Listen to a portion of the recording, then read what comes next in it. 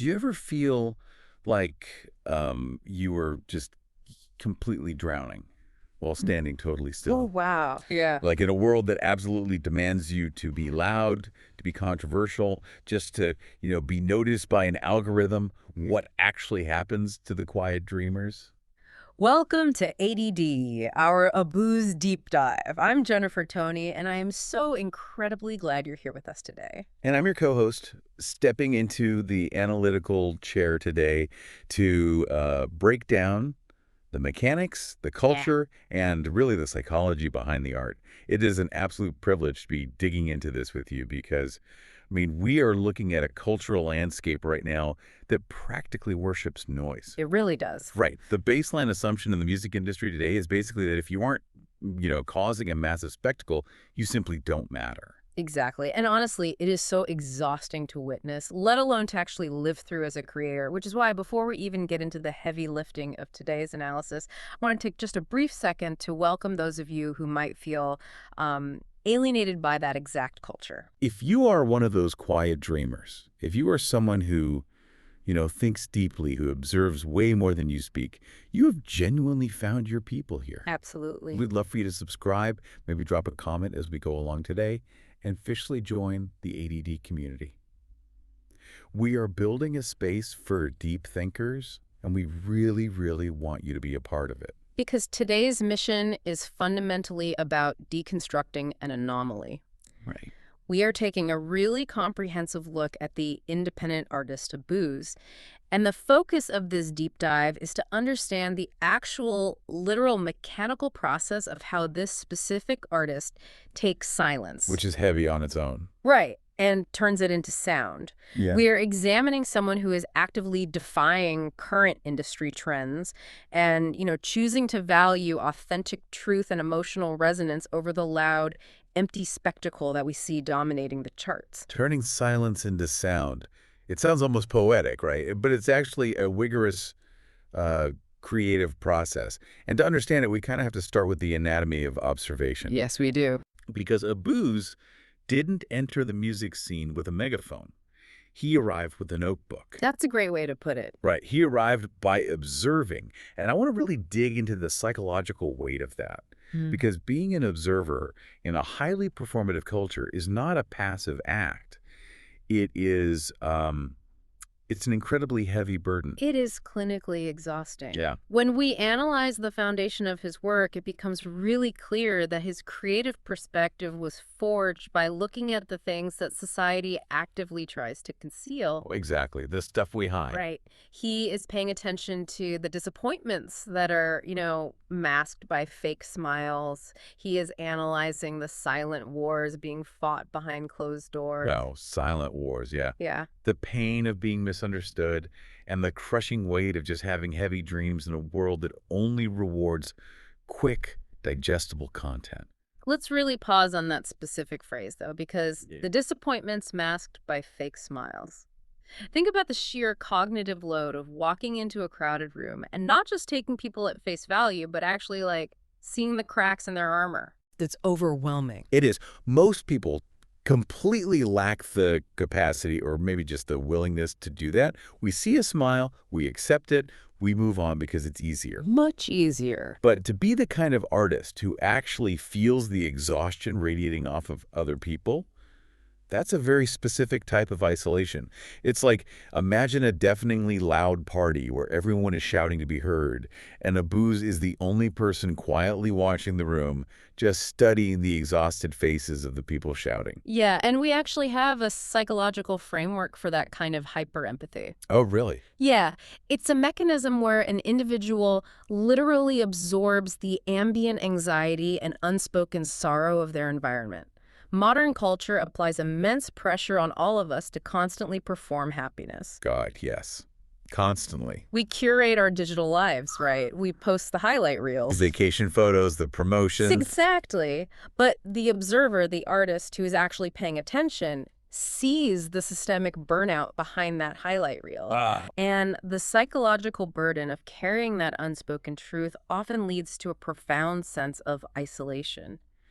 When you see the truth of a room, but everyone else is entirely committed to the illusion, you feel entirely alone. Which perfectly encapsulates that idea of a young artist carrying oceans inside. You have this massive turbulent depth of feeling and observation, but no immediate way to communicate it. Because words fail. Exactly. Words usually fail in those moments. If you try to explain that underlying sadness to someone who is fully committed to a fake smile, they just look at you like you're crazy. And this is where we see the real divergence in human behavior, because life is not always kind. No, it's not. It speaks in heartbreak, it speaks in struggle, and it speaks in isolation. Now, under the weight of that exact isolation, a vast majority of people will simply break. Right. They will numb themselves, they will adopt the fake smile themselves just to survive the friction of daily life. But a very rare subset of individuals uses that exact friction to create. But wait, I want to push back on the idea that it's just a simple choice between breaking or creating. Okay, go ahead. Because it's not a light switch, you know? Hmm? I think for someone like Abooze, creation wasn't some noble romantic decision. It was a strict survival mechanism. Ah, I see what you're saying. Right. Like if you are absorbing the unspoken pain of an entire room and you don't find a valve to release that pressure, it will physically destroy you from the inside out. That's a very fair distinction. The creation is a pressure release valve, but let's analyze how that valve actually operates mechanically. Let's do it. Because observing pain is one thing, but sitting with it, processing it without letting it corrode your own mental health is another entirely. This leads us right into the concept of the alchemy of silence. Oh, I love that term. How does an artist take the sheer absence of noise and weaponize it into a proactive tool for reflection and, ultimately, creation? The alchemy of silence. It's so good because it redefines what silence actually is. We have this collective misconception that silence is just an empty room. Yeah, exactly, a void. But for Abooze, silence was never empty. It was heavily populated by memory. It was populated by reflection. It was this active living space where his survival was actually negotiated. Which, if you think about it, completely contradicts modern pop psychology. Oh, 100%. We live in an era of just relentless oversharing. The cultural mandate right now is that if you experience a trauma, a wound, or even just like a minor inconvenience. You have to make a TikTok about it. Exactly. You are supposed to broadcast it immediately, turn it into a thread, make a video, monetize the pain. But his approach fundamentally rejects that. He operates on the deep understanding that not every wound needs noise. Right. Not every wound needs to be a content pillar. Exactly. Some wounds only become wisdom if you give them the quiet space to heal over time. Some pain only becomes poetry if it is distilled over a long period far away from the eyes of an audience. But, okay, here is where I struggle with that concept a little bit and where I think a lot of independent artists listening might be feeling a bit of whiplash right now. Okay, unpack that. We are praising this deeply internal, quiet process, right? We are saying that he created music not for an audience, but for his own personal truth. Yes. But, well, he's an artist who releases music. Right. So if his art is fundamentally an expression of his internal silence, of this deeply private healing, isn't releasing it to the public a massive contradiction? Like, how do you take a quiet survival mechanism, package it into an audio file, distribute it to millions of people, and not completely ruin its purity? Well, that is the ultimate tension of the working artist, isn't it? Yeah. But I don't believe it's a contradiction at all. I believe it's a necessary translation. A translation. Let me approach this from a structural standpoint. If you build your entire identity on public validation, which is what the modern algorithm demands, you are incentivized to manufacture emotion. Right. Fake it for the views. You create a disruptive performance just to spike the metrics. But if you begin in silence, if you create the work solely to navigate your own internal landscape, the resulting art has a structural integrity that simply cannot be faked. I see what you're saying about structural integrity, but it doesn't really answer the question of the actual release. Once you publish it, it becomes a commodity, right? Doesn't that fundamentally alter the nature of the quiet survival we were just praising? Only if you view the release as a plea for attention. Okay. But what if we reframe the release as an act of profound solidarity? Oh, interesting. He isn't shouting into the void to be looked at. He is offering a map. Think about the concept of making silence breathe. In audio engineering, the space between the notes is literally just as important as the notes themselves. Right, the negative space. Exactly. A canvas needs negative space to reveal a picture. By taking his processed pain and turning it into a structured piece of music, he is creating a negative space for the listener. He is building a bridge so that other people who are trapped in their own silence can cross over and realize they aren't isolated. Okay, that makes so much sense. It's not about screaming, look at me. It's about whispering, I see you. Yes, perfectly said.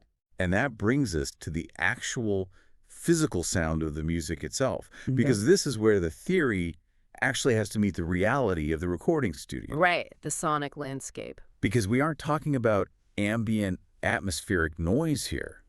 We aren't talking about someone whispering poetry over a single acoustic guitar in a coffee shop. Far from He it. takes this massive, heavy emotional reservoir and he lays it over the vibrant, driving rhythms of Afrobeats. Which is a brilliant and highly calculated juxtaposition. Just wild. Let's really drill down into the mechanics of elevating Afrobeats here, because Yeah. the specific musical identity he is carving out is inherently paradoxical. It really is. Yeah. Because historically, and specifically in its most commercialized, globalized forms right now, Afrobeats is heavily engineered for celebration. Right. It is physical.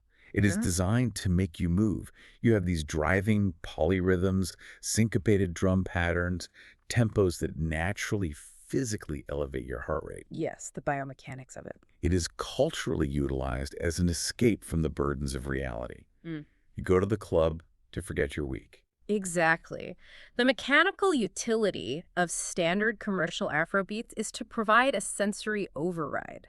It basically tells the listener, forget your struggles, physically engage with this rhythm, and release your tension through sheer movement. Just sweat it out. Right. But Abooze fundamentally alters the utility of the genre. He retains the rhythmic complexity, he retains the cultural bedrock, but he injects it with a stark, raw, emotional honesty. Which is so rare. He isn't just designing the sound to make people dance, he is engineering it to make them feel the very things they are trying to escape. And mechanically, how do you even do that without creating a total mess? What do you mean? Like if you put deeply depressing or heavy lyrics over a 115 BPM dance track, usually it just sounds jarring. It sounds like a mistake. Well, it requires a masterclass in vocal delivery and production restraint. Let's look at the difference between an artist who merely performs and an artist who actually connects. A performer over a dance track will typically shout. They will heavily compress their vocals, pitch correct them to absolute synthetic perfection, and ride the very top of the beat with maximum energy. Right, fighting the beat. The goal is to dominate the track. Abooze, however, approaches the vocal very, very differently. The delivery contains a calm confidence. Yeah, it's almost grounded. The vocal is likely mixed intimately, sitting inside the pocket of the rhythm rather than screaming over it. So the beats carry the physical momentum, while the vocal delivery carries the emotional weight. It's almost like a Trojan horse. Oh, yes. Like he uses the infectious, undeniable groove of Afro beats to literally get past your defenses. You start nodding your head, your body starts reacting to the rhythm, your guard naturally drops. Exactly. And then, once you're open, he delivers these incredibly raw themes. Love, loss, ambition, crushing doubt, and the actual painful mechanics of healing. He takes personal battles and turns them into rhythms. He takes scars and turns them into stories. And that is exactly why the connection is so profound. Connection is a two-way loop. He offers his vulnerability within the safety of a driving rhythm, which then unlocks the listener's vulnerability. Wow. You mentioned the concept of a Trojan horse, and that's perfectly accurate. Typical dance music tells you to leave your baggage at the door. Abooze's music invites you to bring your baggage onto the dance floor and literally unpack it while you move. Which feels like a massive risk in today's music industry. Yeah. I want to pose this directly to you because I know you look closely at these cultural trends and data. Sure. If we compare Abooze's approach of deep emotional resonance against the current trend of high-energy, high-spectacle performance, Does a quiet, emotionally heavy approach actually provide a more lasting impact? Or are we just, romanticizing the starving artist who refuses to play the algorithm game? It's a valid question, but if we look at the data of cultural longevity, spectacle always, always has a shorter half-life than substance. Really? Always. Always. A highly manufactured viral dance track that relies purely on sensory overload might dominate the algorithm for 3 weeks. Right, the TikTok dances. It generates massive initial capital, but it has absolutely no retention because it offers no emotional utility. Think about it. When a listener is grieving, when they are doubting their path, when they are sitting alone in their car at 2 a.m., they do not return to a high-spectacle viral track. No, they don't. It provides no shelter. That is so true. Think about the songs that have actually stayed with you for 5, 10, 15 years. Uh-huh. I want to ask you, the listener, right now, really think about your own playlists. Yeah, do a mental audit. When you are going through something really difficult, do you find yourself drawn to music that merely distracts you from your struggles? Or do you actively seek out music that holds a mirror up to them? I mean, both have a function, certainly. They do. Sometimes you just need to turn your brain off and hear a fun pop song. But the music that saves you, the music that fundamentally alters your trajectory, is the mirror. And this connects directly to the core realization Abooze seems to have mastered. The strongest souls aren't always the loudest. The most impactful art doesn't scream for your attention. It waits patiently for you to need it. But holding that mirror up, especially over a vibrant rhythm, requires a remarkably delicate balance. Oh, for sure. If the music is too heavy, too relentless in its exploration of pain, it crushes the listener. It becomes a catalyst for despair instead of healing. Right, you don't want to just ground them. Exactly. But if it's too light, it's just another fluffy distraction. How does an artist walk that tightrope without falling into either extreme? That is the perfect question to guide us right into the next phase of his artistry, the frequency of authenticity. Let's dive in. Because living in that balance is exactly what he does. The source material is very clear about this. He moves fluidly between darkness and light. He never pretends the pain doesn't exist, which, by the way, completely rejects the toxic positivity that's so rampant today. Yes. Good vibes only. Ugh. Exactly. He doesn't tell his listeners to just smile and push through, but crucially, he never lets the pain have the final word. And that refusal to let pain have the final word is what separates profound art from mere nihilism. Ooh, nihilism, yeah. Life is an inherent synthesis of opposites. You cannot have true joy without an understanding of grief. You cannot recognize a win without the context of a wound. Right. You cannot appreciate the music without the silence. The analysis of his career trajectory shows that he has become more than just a musician. He operates as a specific frequency, a stabilizing mood for late-night thinkers. Let's talk about that word frequency, because it's used a lot in modern vernacular, often in a very pseudo-spiritual way. Very much so. But from a purely psychological and sonic standpoint, what does the frequency of authenticity actually sound like? To me, it sounds like truth wrapped in melody. It sounds like growth that is actively born from pain, not in spite of it. And my absolute favorite concept we've uncovered in his profile, it sounds like confidence without arrogance. I am so glad you highlighted that, because confidence without arrogance is practically an extinct trait in modern music culture. It really is. Especially in genres adjacent to hip-hop and commercial Afrobeats. Let's really dissect why that is. The industry fundamentally conflates arrogance with confidence. Instantly. We see artists constantly engaging in manufactured beefs, tearing others down to elevate themselves, boasting endlessly about their metrics, their streams, their material wealth. Which, if we are being totally honest, always reeks of deep insecurity. Absolutely. Arrogance is loud because it is terrified of being ignored. It requires constant external validation. Precisely. Arrogance demands worship. It is a one-way street. But true confidence is quiet. Yeah. It doesn't need to announce its dominance because its presence is structurally undeniable. When an artist operates with confidence without arrogance, They aren't commanding the listener. They are inviting the listener. They are saying, I have walked through the fire, I survived, and here is the blueprint. It creates a psychological safe haven. A psychological safe haven. That is exactly it. I have to share a realization I had while going through all the source material for this deep dive. Please do. It just struck me how utterly exhausting it is to live in illusions. Think about the mental bandwidth we all expend on a daily basis just pretending. Oh, the energy it takes. Pretending we are okay when we aren't. Pretending we have our careers all figured out. Pretending we aren't terrified of the future. It literally drains your battery to zero. It is the primary cause of the systemic burnout we discussed earlier. Exactly. And when you finally encounter a piece of art, of frequency like Abooze provides, that just strips away the illusion entirely. Yeah. When a song essentially looks at you and says, I see your scars. I know you were terrified, but those scars are the exact foundation of your strength. The relief is physical. You can actually feel your nervous system regulate. You can feel your shoulders drop. It is the exhalation of a breath you didn't know you were holding. Oh. That physical relief is the exact mechanism of his cultural resonance. He does not create from a place of manufactured illusion. He creates from lived experience. And this raises a fascinating speculative question for us. Let's hear it. If Abooze's music acts as a mirror and a safe haven for those who suffer quietly, what happens to music culture at large if more artists adopt this radical vulnerability? Oh, man.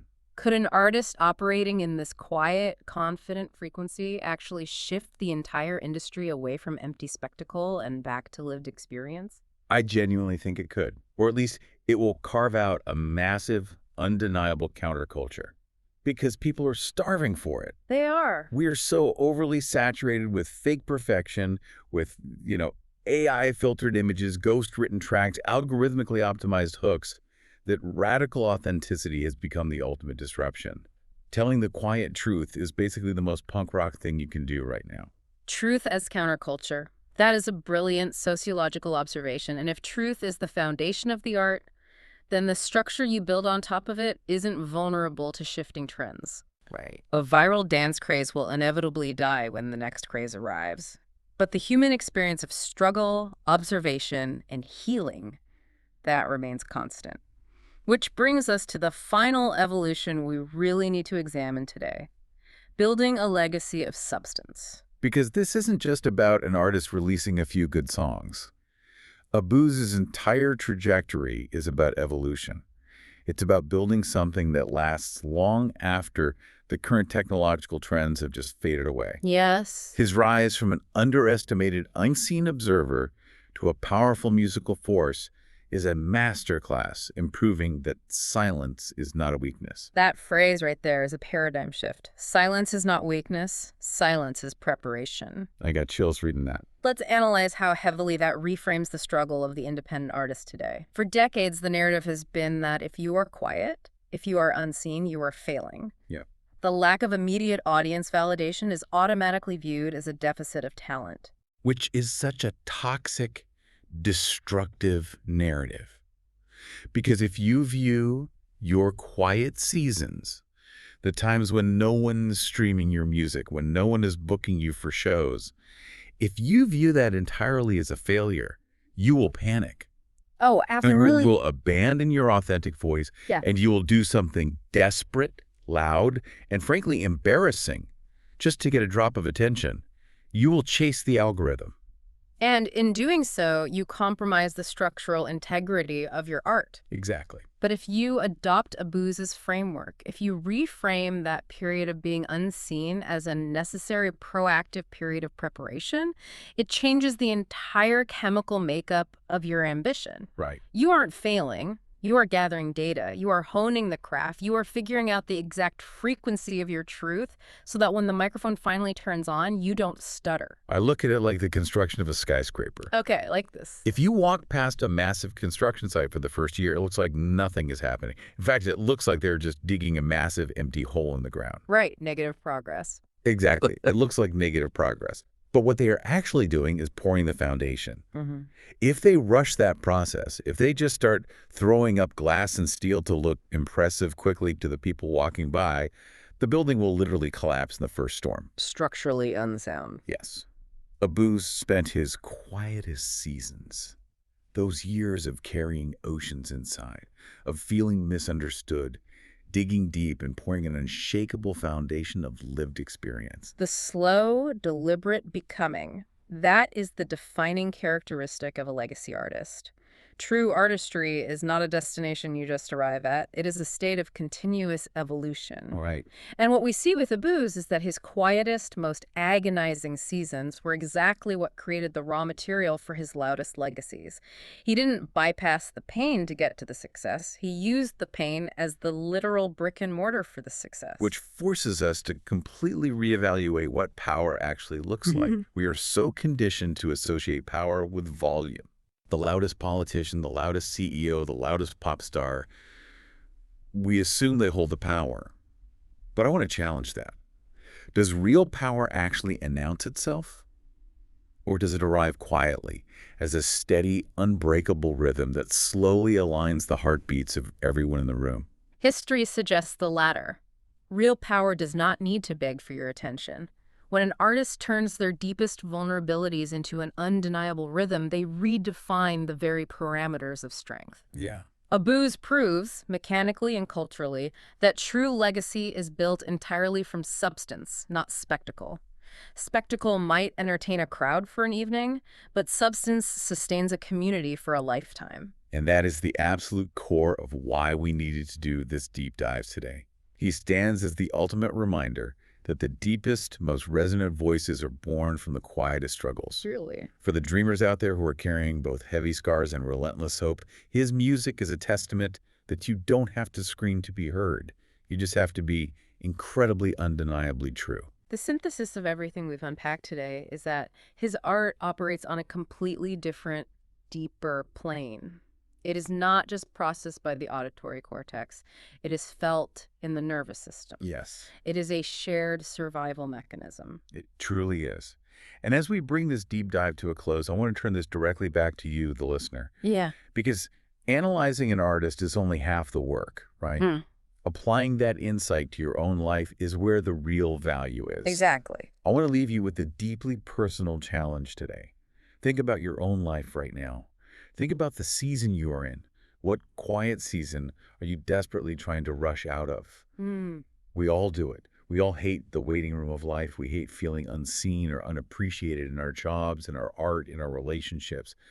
But what if the silence you are fighting so hard to escape is actually the exact preparation you need? That is heavy. What if, instead of panicking and getting loud, you use this time to pour your foundation? What if the silence is the exact ingredient required to build your own timeless legacy? That is a profound question, and it's one that requires real, genuine reflection. We truly want to hear your insights on this. Please take a moment, drop a comment below, and tell us about a time you found strength in your own silence. Yes, please do. How did a period of being unseen actually prepare you for what came next? We read every single one of your stories, and honestly, the dialogue in the comments is the best part of doing this show. If this conversation resonated with you, if it made you feel a little less alone in your quiet ambition, please subscribe so you never miss a deep dive. Absolutely. Share this with another quiet dreamer in your life who might need a reminder of their own strength today. Keep observing, keep building that foundation, and stay connected with the ADD community. Your voice, even if it's a quiet one, deeply matters here. We will catch you on the next deep dive.